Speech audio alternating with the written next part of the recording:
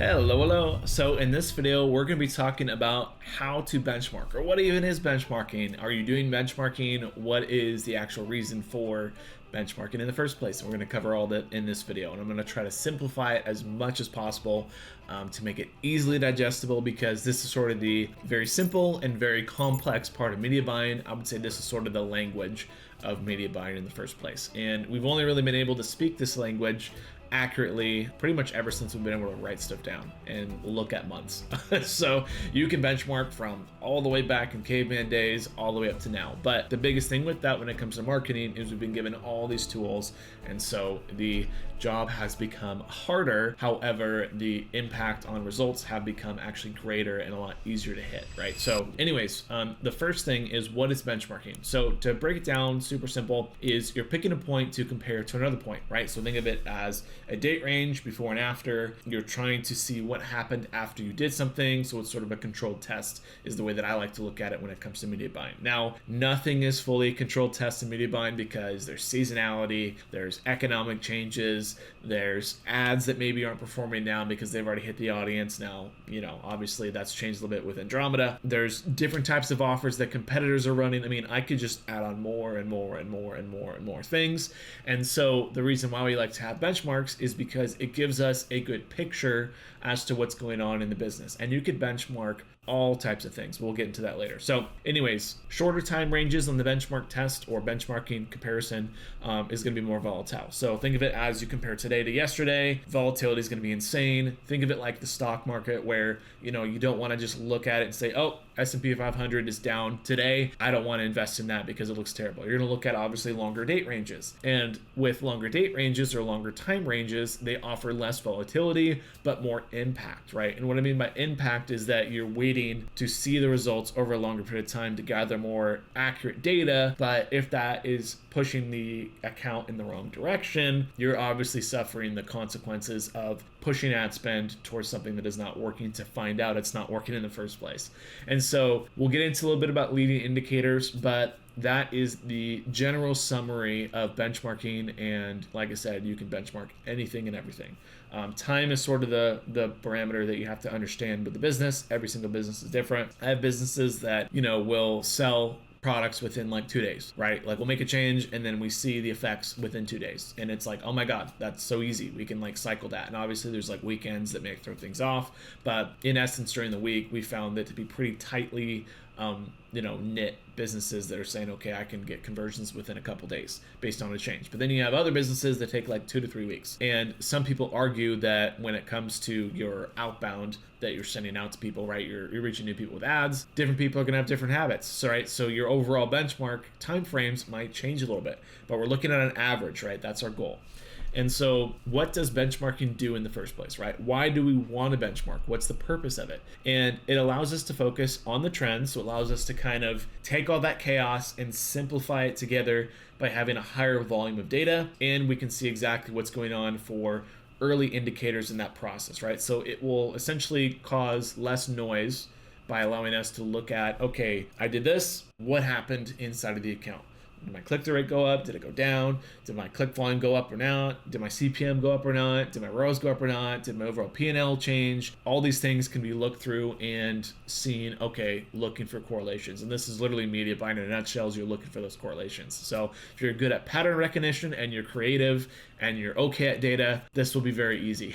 But if you're not, then it's going to be a nightmare. But the biggest thing is that benchmarking allows you to look at things in a lot simpler way, and we can have AI that helps us when it comes to that, right? There's a lot of people that build out spreadsheets, and you can use AI to help find correlations, but not necessarily causations. So anyways, it gives us a way to see leading indicators versus having to wait forever as well. So think of a leading indicator as, let's build out a scenario, right? So we know that someone sees an ad, they click on the ad, they then convert, right? We'll keep it simple. We want to get more conversions. Our goal is to get more sales in the first place. Well, what do we need for that to happen? We need them to see an ad, we need them to click on an ad, and we need them to convert. So we know that a click comes right after a conversion, and then an impression comes before that as well too. Now, the further up the funnel you go, the less accurate that benchmark is going to be. So if I look at a click, I say, okay, how many people clicked on an ad? Well, they're closer to the interaction than someone that saw an ad in the first place. It's not to say that people saw an ad are not valuable, because that's part of the journey, but benchmarking kind of gives us a little bit, or I'm sorry, a leading indicator gives us a little bit of a head correlation to sort of see where things are kind of trending, right? So think of it as click-through rate could be an example of that. So that can say if we go from, let's say, a 3% click-through rate to a 2.5% click-through rate, and then we slowly see that click-through rate going back to 3, we want to hold course, right? It's pretty straightforward, nothing complicated about that. And so leading indicators give us an earlier signal to better understand what the actual pipeline is doing further up the funnel,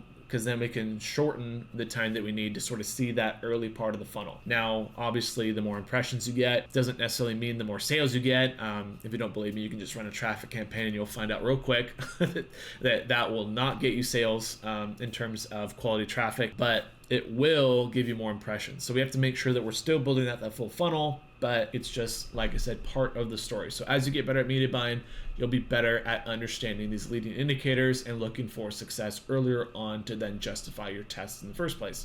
Very important when you're talking to clients, especially if you're not in a good scenario. The other thing as well too is you could benchmark anything and everything. So I just talked about this, but like I said, you can benchmark click-through rate, ROAS, CPA, conversions, amount spent, et cetera, impressions even though I wouldn't recommend doing it. You can do all of that. And the key with this is know why you are benchmarking in the first place. So like I gave in that scenario, someone sees an ad, they click on an ad, and then they convert, right? That whole process there is understanding why we are benchmarking the clicks that then lead to the sale in the first place. That's a very simplistic view of it, but I'm trying to keep, like I said, it simple so we don't get off topic here. So even if you aren't aware, this is used by media buyers every single day to diagnose issues. So I like to think of this as you're really a doctor just going through and trying to understand what's wrong with the patient, which is the business. And the cool thing about it is that we actually can see all this data in platforms and look for correlations. Now, the data is not 100% accurate, so realize that, but if you're looking at a broken clock, you can still tell the time as long as you understand the patterns in the clock. That's kind of the general consensus around that. So if I notice that my click-through rate is, or I keep saying click-through rate, I don't want you guys just to go and start benchmarking click-through rate, but if I see, for example, that my spend is down, then my sales are probably going to go down. Okay, that's a very, blatant benchmark there, right?